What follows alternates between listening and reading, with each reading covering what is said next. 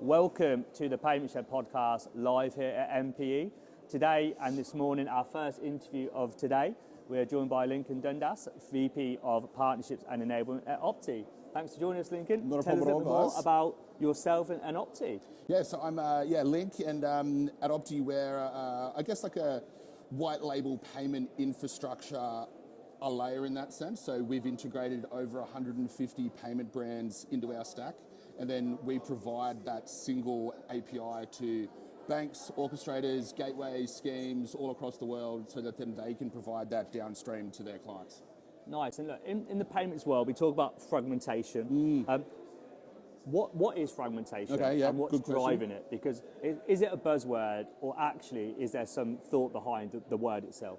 So if you think about it, like 10 to 15 years ago, we had the explosion of digital wallets moving into then BNPL and now account to account, crypto, stablecoins. In that sense, it's driven by what we see as less of a dependency on a scheme rail, less of a cost of acceptance for them, and then also on a consumer demand. So our role that we see in that sense is trying to allow our clients to, as opposed to seeing it as a problem for them, how do they harness that to be able to provide that to their clients? So if they want to be able to expand to, Europe, go from here to the States, they can, without having to go, right, do I need to have the right mix of whatever specific payment type it might be? When it comes to talking about payment methods, is it being driven by education from payment companies, or is it merchants driving it themselves? So from a merchant point of view, obviously they want to be able to, I guess, adopt what a new consumer demographic is in that sense.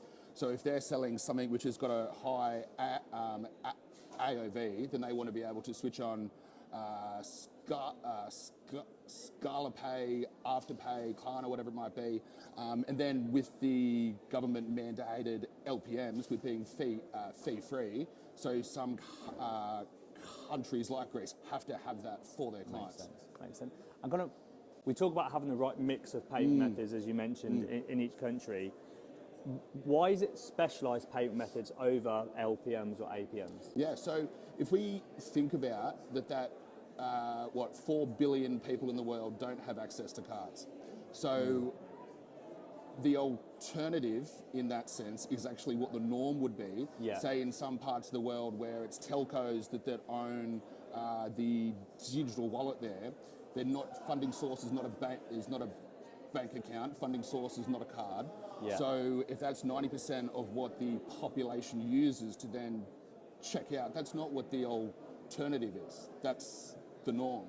So from our point of view, trying to then integrate that would be a specialised payment type. So from our point of view, integrating that across the world is that I guess the differentiation between what is the norm or what is the perceived norm in this part of the world, to then having, I guess, what the norm is for someone else on the other side of the world. And I assume then the impact then for merchants is increased basket. 100%. Right, and then increased conversion off the back of that. The way that I see it is that it's not necessarily about just trying to have more payment types on the checkout flow. It's allowing more actual consumers to pay.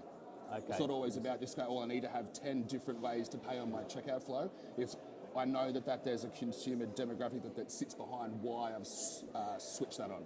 It can be sometimes quite overwhelming as a consumer, right? You see all these different payment methods. 100%, Tell me a little bit more about kind of your developments from an Optty perspective in the world of like crypto and stablecoin. Where's that come from an Optty perspective? So we've been supporting, I guess, crypto-based payments for about 2.5 years now.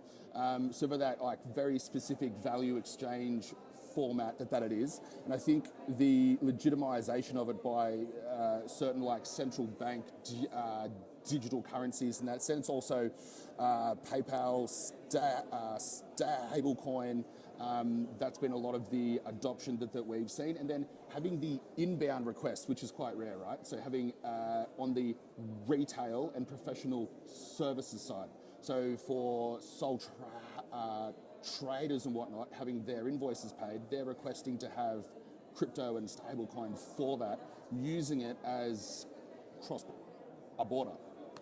And tell me a little bit more on kind of Optty's view on AI. Is going to probably be something a lot of people talk about over the next 48 hours, as they have done for the last couple of years. Where does Optty sit in their thoughts on that? So we're probably utilising a few AI-driven initiatives within our brand, and that and that goes across the board from how we integrate things, how we provide what that seamless integration experience is, both from a consumer view when they're going to use the merchant's checkout flow on who the gateway provider is that we provide that downstream to. Makes sense. So it's not necessarily about us providing, what that consumer experience is at the core of what we do, but it's that merchant being able to have that interoperability for it.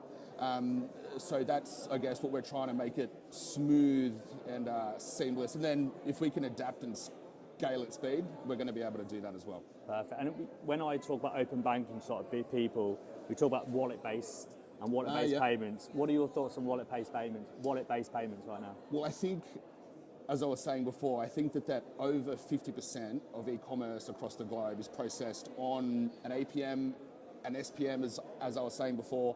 So on the wallet base, and if you want to differentiate it between Apple Pay, Google Pay, PayPal, Afterpay, in my view, they kind of all sit in that kind of same realm. The ability for that is much more of a liability shift, moving away from what the either issuer or the acquirer would deem as, risk. So the flexibility for those payment types for merchant demographics being like high risk, that's where we want to be able to see, more of that growth and that continued growth in that sense. Perfect. And day one MPE. Yep. Tell me a little bit more about what do you love about MPE? So I think this is my third year here, and I'll continue to come back for sure. So I think the reason that I like it so much is that it's intimate, it's all the right brands that you want, it's the right people from those brands. And of course, it's like, not a large event in that sense. You get to see everyone again and again. It's probably the best innovative conversations that I get to have each year, I think. It's good feedback. And last part, shelf of shame. Yep. Tell us what frustrates you in the payments world. So specifically from my point of view is legacy brands that are kind of slow to modernize what their infrastructure stack is. So there's probably a lot of, I don't know, maybe acquirers out there who won't like what I just said, but that's our role to try to help it in that sense. So don't be afraid of, what's coming down the pipe and what your clients are asking you for. There's always help to be able to get it done. Yeah, I think it's a really good point, being open to knowing that you've got a legacy stack 100%. and actually doing something about it, right? Yeah. Amazing. Thank you so much for your time, Lincoln. Mate, of course. Have a great show.